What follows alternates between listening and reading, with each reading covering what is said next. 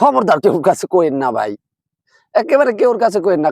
আসসালামু আলাইকুম প্রিয় দেশবাসী, এই যে আমি এই বইটা খেতে আয়া আপনার সামনে ভাষণ দিতেছি, এইটা কিন্তু আপনারা কারো কাছে কইবেন না, কারণ সত্য কথা কইলে শত্রু বাড়ে। তাই আমি এই বইটা খেতের মধ্যে লুকিয়া ভাষণ দিতেছি।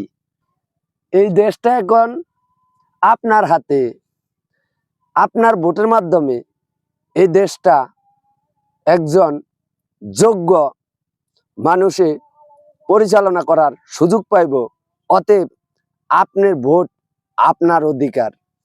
হিসাব কইরা, নিকাশ কইরা, চিন্তা কইরা, ভাইবা বুঝা তারপরে আপনার মূল্যবান ভোটটা আপনি দিবেন, ঠিক আছে?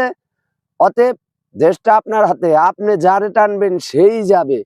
আপনি কারো কথায়, কারো বুদ্ধিতে আপনার মূল্যবান ভোট আপনি কাউকে দিবেন না। আপনার নেতার সুবিধার্থে আপনার পাড়া প্রতিবেশী, আপনার এলাকার কারো সাথে কখনো ঝগড়াঝাটি করবেন না। কারণ আপনার নেতা হয়তো এই 5 বছরে জিতে ক্ষমতায় আছে, আগামী 5 বছরে হয়তো সে থাকবে না, কিন্তু আপনি আপনার প্রতিবেশীর সাথে এলাকায় ঠিকই মিলেমিশে থাকতে হবে। অতএব আপনি কখনো আপনার প্রতিপক্ষর কারণে বা আপনার নেতার কারণে কোনো এলাকাবাসী কারো সাথে ঝগড়াঝাটি করবেন না, দ্বন্দ্বে জড়াবেন না।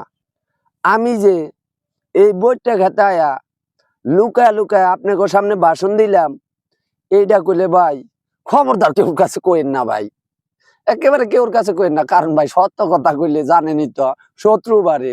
খালি এই ভিডিওটা একটু শেয়ার করে দিবেন আপনার বন্ধু বান্ধব কাছে।